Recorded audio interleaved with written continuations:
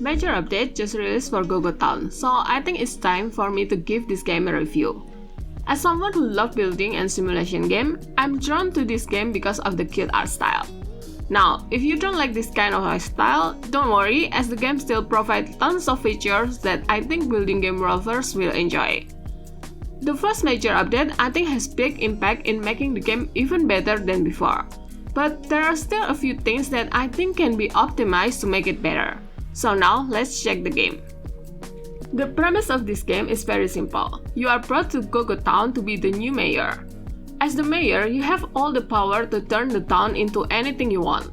Of course, you need to satisfy the tourists to get higher rank and prove that your town is the best in the world. To do it, you need to get the resources first. What I find unique is, you get to do live stream gameplay on this building game to get the resources. But since everything is done manually, you might feel it a little troublesome. Especially for those who are used to building games where everything is done automatically. Don't worry, as you only need to do this manual work temporarily, as you can unlock automation in the future. Since the premise is town building, in this game you need to build shop to earn money. Even though this game uses cutesy art style, but I still find the shop design pretty detailed. On the management side, it's easy to understand as you just need to set up a few things, then the shop will run on its own. Sadly, you need to manage each shop manually as there's no app that you can use to manage it in one go. I think town management screen is a basic feature that should be available on building game like this. So I hope the dev will add this feature in the future. After reaching certain rank, you need to do challenge which allows you to unlock new technology tier. The challenge is related to having certain buildings or decoration and earning certain amount of money within a period of time. This is the only timer that you will find in this game. And I think the dev add this timer to give certain pressure to the challenge. But I do find this challenge not really challenging, especially on lower tier as you can complete it without doing anything specific. The timer is long and you can even redo it again if you fail, so it doesn't have any consequences. In a way, it does make the game feel cozier as you can just build your town, then you can automatically win the challenge. But for those who want a real challenge like other building game, then you won't get it in this game. Then, as building game lover, what you will get in this game? The answer is decorating. There are tons of decorating features that I think aesthetic builder will love. From terraforming to cute and aesthetic decor that you can use to build your dream town. Although the look is fixed as the map has grids. This grid limits your creativity a bit, but as someone who loves symmetry, I actually don't really mind the grid. So if you love decorating in symmetry like me, then you will enjoy it. The first major update brings something that highly requested, which is expanded area.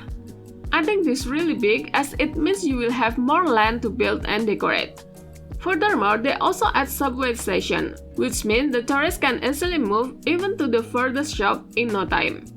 But with the amount of land you get after expansion, I do feel a bit overwhelmed. Since there are so many shops, I become a bit indecisive in deciding which shop goes where. Luckily, there's no timer, so I can do everything slowly. So if you're the type who also feel overwhelmed with the amount of items you can use in this game, just take it slow. Do everything at your own pace so you can enjoy the process. You can move everything later, so if you change your mind in the future, you can just redo it again without worry. But I do notice that the performance going down a bit since now the map is larger. With the amount of buildings I add to the map, I feel the game a bit lagging, although it only happens occasionally. I have lower NPC, but I can still play normally with the highest setting. So if you have better PC than me, then I think you will not notice this change.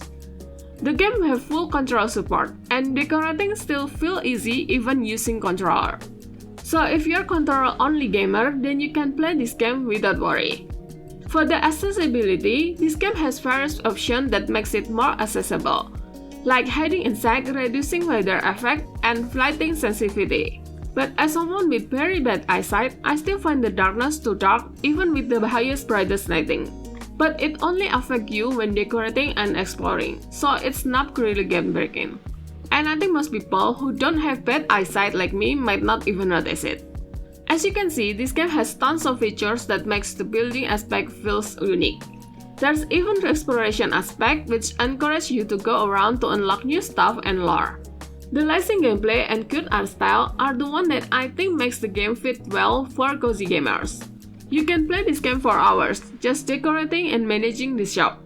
Gogotown managed to create a unique building game with lasting gameplay that makes the game feel cozy and addicting. And if you want other cozy games to play, check my copycat review video.